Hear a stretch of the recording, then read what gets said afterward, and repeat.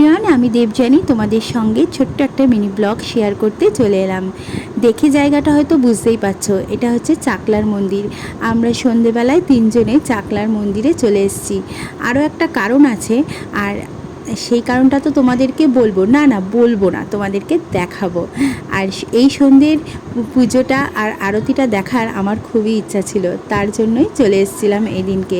ফুলের সাজি আর ডালা নিয়ে, মালা নিয়ে চলে এলাম বাবার এখানে প্রস্তুতি পর্ব চলছে সন্ধ্যারতির জন্য আর সন্ধ্যের ভোগ দেওয়ার জন্য। ঠাকুরমশাইয়ের কাছে দিয়ে দিল তোমাদের দাদাভাই ফুলের ডালাটা।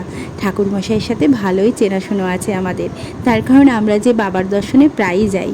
তো এই যে সন্ধ্যারতিটা দেখার খুবই ইচ্ছা ছিল, তার কারণ হচ্ছে সন্ধেবেলাটা আমাদের আর যাওয়া হয়ে ওঠেনি।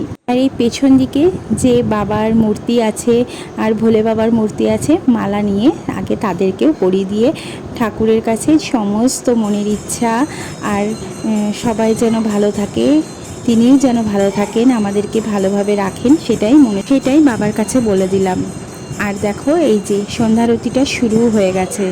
এটা দেখার অপেক্ষা ছিল আমার বহুদিনের, কারণ সকালের পুজোটা, দুপুরের পুজোটা সমস্তটাই দেখা হয়েছিল, কিন্তু এই যে সন্ধ্যাবেলায় সন্ধ্যারতিটা, এটা দেখার আর হয়ে ওঠেনি। তাই এদিন চলে এসেছিলাম। কি সুন্দর করে বাবাকে দেখো সন্ধ্যারতি করছে ঠাকুরমশাই, আর তিনি কিন্তু গানও গাইছিলেন। এত ভালো লাগছে, পরিবেশটা সত্যি খুব ভালো হয়ে গেছিলো।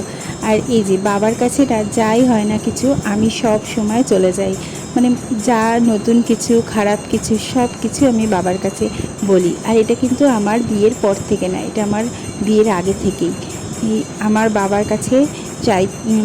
কথা সবার কাছে না বলতে পারলেও বাবার কাছে কিন্তু আমি সবই বলি। আরতিটা নেওয়া হয়ে গেল।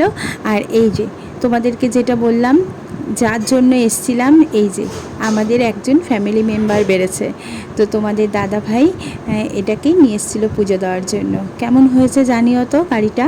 তো এই যে নাম্বার প্লেটটা হওয়ার পরেই আমরা গাড়ি কিন্তু বাড়ি থেকে বের করেছি।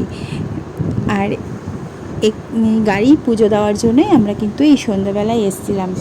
শুধু সন্ধ্যেবেলায় গাড়ি পুজো দেওয়ার জন্য আসিনি, যেটা বললাম বাবার এই সন্ধ্যারতিটা দেখার জন্যও এসেছিলাম আমরা। তো একবারে দুটো কাজই হয়ে গিয়েছিলো।